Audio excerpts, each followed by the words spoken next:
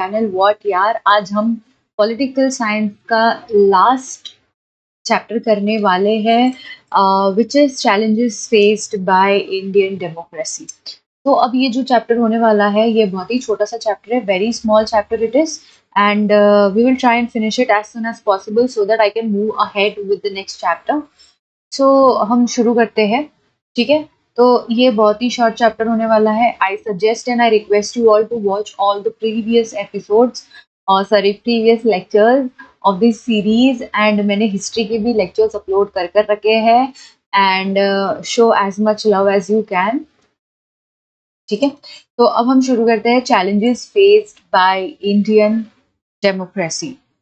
तो before that let me just check something. मैंने okay okay so चलो शुरू करते हैं अभी। As we have said earlier, democracy is a continuous living process. So democracy से हमें एक चीज क्या पता चलती है, that it is continuous living process. Just like we are, as in हम भी continuously live करते हैं, हम continuously अपने आप को अपग्रेड करते हैं, है ना। फिर चाहे वो पैसों से हो, स्टाइल से हो, खाने से हो, रहने की जगह हो, हम इवॉल्व कर रहे हैं। सिमिलरली अब कॉन्स्टिट्यूशन किसके लिए बना है? कॉन्स्टिट्यूशन बना है हम जैसे लोगों के लिए। डेमोक्रेसी किसके लिए बना है? हम जैसे लोगों के लिए, द पीपल ऑफ इंडिया। तो अगर पीपल इवॉल्व कर रहे हैं कंटिन्यूअसली, तो हमारा डेमोक्रेसी और हमारा कॉन्स्टिट्यूशन भी तो इवॉल्व करना चाहिए। Okay, so now do you understand the meaning of this sentence? तो क्या लिखा है? मेरे adoption of democracy does not bring democracy into practice. Alert and conscious efforts are required to sustain a democracy. It is necessary to understand threats to the democracy in time and deal with them in a democratic manner. In this chapter, we will primarily focus on challenges before democracy in India. Before that, let us have a look at the challenges before the democracy at a global level. हम कितने कौन से level की बात कर रहे हैं? Global level की बात कर रहे हैं। किसके? Challenges to the democracy. To every nation in the world claims to be democratic, but in reality, very few nations in the world have democracy that protects the rights and the freedom of people. तो इससे हमें क्या पता चला? पहला कि democracy का काम क्या है? ए to protect the rights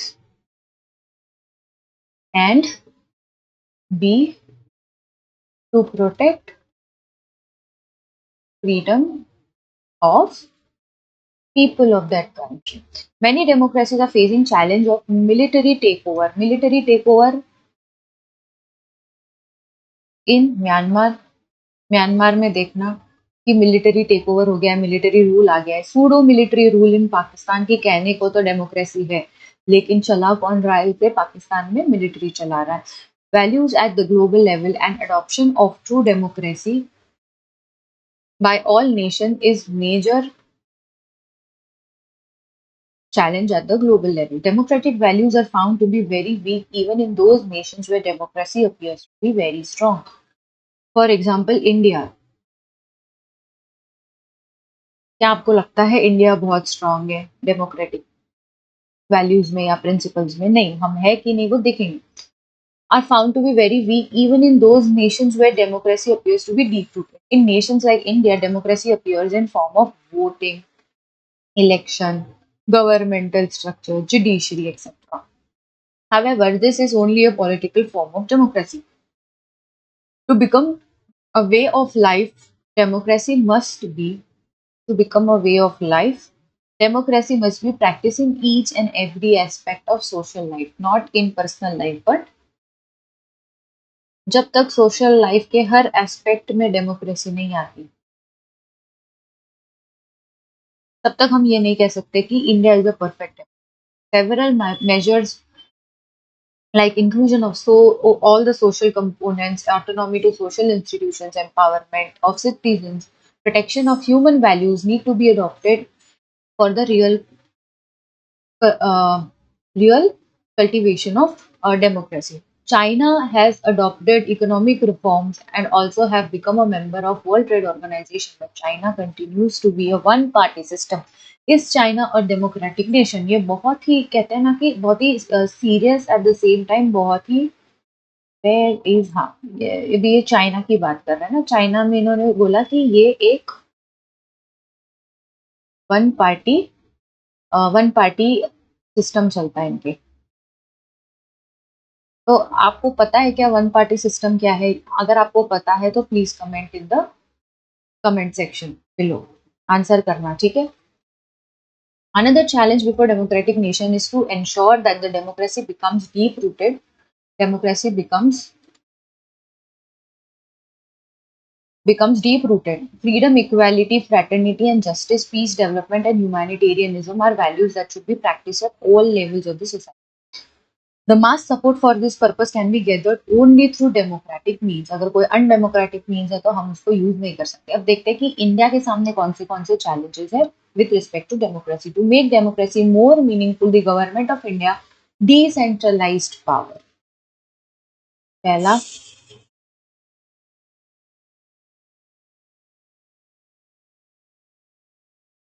decentralized power meaning centre ने थोड़ी बहुत पावर गिव अप कर दी और वो किसको दे दी स्टेट को दे दी सो दैट पूरा पावर जो है वो सिर्फ सेंटर के पास ना हो वो स्टेट के पास भी हो जब सारी पावर एक ही इस पे आ जाती है ना तो वो कभी कभी कैसे होता है कि it is not good for anything let alone democracy वो किसी के लिए भी अच्छा नहीं है तो इन्होंने क्या कर दिया डिसेंट्रलाइजेशन कर दिया and adopted the policy of reservation for women तो दूसरा क्या है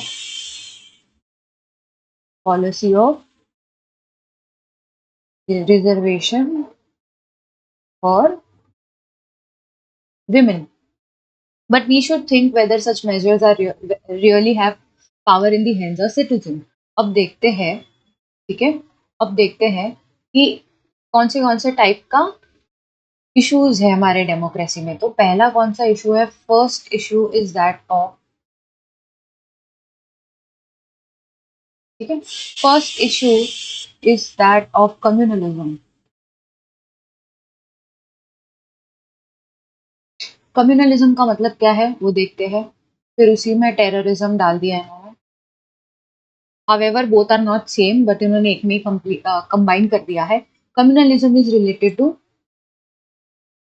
religion conflict and the resultant terrorism is one of the major challenges before Indian democracy.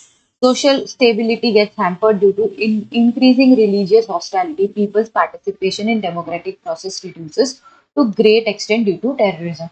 I see no reason whatsoever to join communalism and terrorism together because in India communalism की वजह से terrorism मुझे नहीं लगता है कि हो रहा है at least from the majority point of view है ना मेजोरिटी अब मैंने तो नहीं देखा है कि कोई हिंदू आके टेररिज्म फैला रहा है वी ऑल नो कि कौन से साइड से मेजोरिटी टेररिज्म होता है और उसको कौन करता है लोग कहते हैं कि टेररिज्म का कोई रिलीजन नहीं होता है येट हावेवर आप वर्ल्ड में जाके देखना कि जो भी टेररिज्म फैलाता है उसका एक ही रिलीजन होता है ठीक है तो जिसको ऑफेंड होना है वो ऑफेंड हो सकता है but this is the truth okay अगर आपको नहीं लगता है कि मैं कुछ गलत कह रही हूँ या कुछ और कह रही हूँ तो you can just go and Google up the fact ठीक है लेफ्ट एक्सट्रीमिस्ट एंड नक्सलिज्म दूसरा है हमारा naxalism is major problem in India naxalism began as a movement to remove injustice against aggressive landless farmers and tribal people but today naxalism has become a violent struggle the naxalite तो जैसा आप अगर नक्सलिज्म पे answer लिखना है तो ये किसके लिए है ये तो है लैंडलेस फार्मर्स एंड ट्राइबल्स ठीक है तो पहले ये अग्रेशन था अब ये क्या हो गया वायलेंट स्ट्रगल हो चुका है ओके फिर उसके बाद क्या है in Naxalite movements the importance of the problems of the farmer and tribal people has reduced instead violent measures to oppose the government policies तो अब कैसा हो गया ना तो the government wants to work in the favour of farmers and the tribal people वरना constitution में इतने सारे प्रोविजंस नहीं होते for scheduled tribes and farmers तो अब क्या हो गया ना कि ये जो नक्सलिज्म जो पहले अपने को कहते थे कि हम फार्मर्स के लिए और ट्राइबल्स के लिए काम कर रहे हैं, वो कम्प्लीटली चेंज हो गया है वायलेंट स्ट्रगल में, उनका पर्सनल बायस आ गया है। ठीक है, तो अब ये क्या करते हैं कि सिर्फ अभी जैसे अगर आप फार्मर के लिए काम कर रहे हो, ट्राइबल्स के लिए काम कर रहे हो, तो you protest for the provisions, government provisions related to tribals and farmers. But इनका कैसा हो गया, अब ये कोई भी जो गवर्नमेंट पॉलिसीज इनको सही नहीं लगती है, उसके अगेंस्ट आवाज उठाते हैं, जो कि गलत नहीं है, पर वो वायलेंट नहीं होना चाहिए, और उनकी गलती ये है कि ये वायलेंट तरीके अपनाते हैं। Policies attacking the people, forces and such other tactics are used by Naxalite groups. उसके बाद क्या है, उसके बाद हम देखते हैं corruption in India. Corruption in India कोई नई बात नहीं है, फिर वो चाहे कॉमनवेल्थ गेम्स बोल लो, फिर उसके बाद 2G स्कैम बोल लो, फिर कोयला स्कैम बोल लो, कोयला घोटाला बोल लो, जो बोलना है बोलो। Corruption is not new to India, it is very old. In India, the extent of corruption is said to be very high in the public sector. Government's working capacity is reduced due to corruption. अब जैसे जो काम समझो कि एक दिन का है, ये क्या करेंगे, पहले आपके 7 दिन ले लेंगे। 7 दिन लेने के बाद आपको घुमाएंगे फिराएंगे, ये फाइल वो फाइल, फिर बोलेंगे कि इफ यू पे मी समझो 1K और 10K depending on the nature of the work that you are willing to do, तो जब तक आप ये नहीं करोगे तब तक वो लोग आपका काम करेंगे नहीं। मोस्टली ये देखा गया है पेंशन के केसेस में। तो जो काम एक दिन में हो सकता है, वो काम आप 7 दिन में कर रहे हो, 10 दिन में कर रहे हो, तो इससे क्या हुआ है ना कि हमारा जो वर्किंग कैपेसिटी है वो कम हो गया है। At the political and administrative levels, people develop distrust and dissatisfaction about the entire governmental system due to delay in governmental work, poor public services and facilities, and different financial blunders, corruption in electoral process, bogus voting. I have not seen any instance of corruption in voting because India is very advanced. अगर आप USA भी देखोगे तो USA में भी कई सारे areas ऐसे हैं जहाँ पे बैलेट सिस्टम यूज होता है, बट इंडिया में वी यूज वीवीपैट, जिसको हैक करना बहुत मुश्किल है बिकॉज ये इंटरनेट पे काम ही नहीं करता है। So there is no way that you can hack VVPAT. तो जो वोट करेगा वही वोट आएगा, plus at the same time, मतलब ये तो वीवीपैट में तो वो दिखाता है चिट कि आपने किसको वोट किया हुआ है। सोचो, मतलब आपने बटन भी दबाया, जो मशीन पे आप बटन दबाते हो वो तो हैक हो नहीं सकता। Eight the same time VVPAT आप वेरीफाई भी कर सकते हो कि जिसको आपने वोट दिया है वही स्लिप आ रही है कि नहीं आ रही है। Bribing voters, abduction of voters and such other things reduce people's confidence in democratic process. अब देखो एक और शब्द आ गया है, criminalisation of politics. Criminalisation of politics का मतलब दो शब्द है। पॉलिटिक्स, देखो, increased participation of criminals in political process is another serious problem for democratic system. Sometimes political parties give candidature to people having criminal background, facing criminal allegations and allegations of corruption. This process this increases the role of money and muscle power in the politics. This may also lead to violence during elections. फिर उसके बाद क्या है, social challenges. Apart from the challenges mentioned above, Indian democracy faces another social challenges. The problems like unemployment, unequal distribution of resources, increasing GDP, rich and poor, caste-based issues, etc. Abhi, what steps should be taken to make Indian democracy successful? See, Indian democracy अगर आप देखोगे ना तो it is by far very successful. अगर आप ये बोलोगे कि Indian democracy is not successful, तो आप पता नहीं कौन से डिल्यूजन में रह रहे हो, because your delusion is not the solution for Indian democracy. Indian democracy काफी अच्छी है। द इशू इज दैट हम वर्ल्ड की लार्जेस्ट पॉपुलेशन है, तो इतनी सारे लोगों को संभालना is थोड़ा सा difficult. Majority opinion has a lot of importance in the democracy. In democracy, political parties getting majority of votes come to power. Parliament takes all decisions by majority. Democracy aims at welfare of the majority of the people. When the importance is given to majority, it is possible that injustice may be done to those who are marginal and who are in minority. अभी आपको कितनी उम्दा knowledge है majority की और minority की इस देश की, उसके ऊपर डिपेंड करता है कि आपको ये पैरा जो है समझ में आता है कि नहीं आता। अब जो गवर्नमेंट फॉर्म होती है वो मेजॉरिटी जिसको मिलेगी वोट्स उससे फॉर्म होती है, तो how is that an issue of the political parties? अगर देश का संविधान ही ऐसा है जो कहता है कि मेजोरिटी जिसको सीट्स मिलेगी वो सत्ता में आएगा, वो पार्टी में आएगा, तो इसमें माइनॉरिटी का क्या रोल है, मार्जिनल लोगों का क्या रोल है, मुझे ये समझ में नहीं आ रहा है।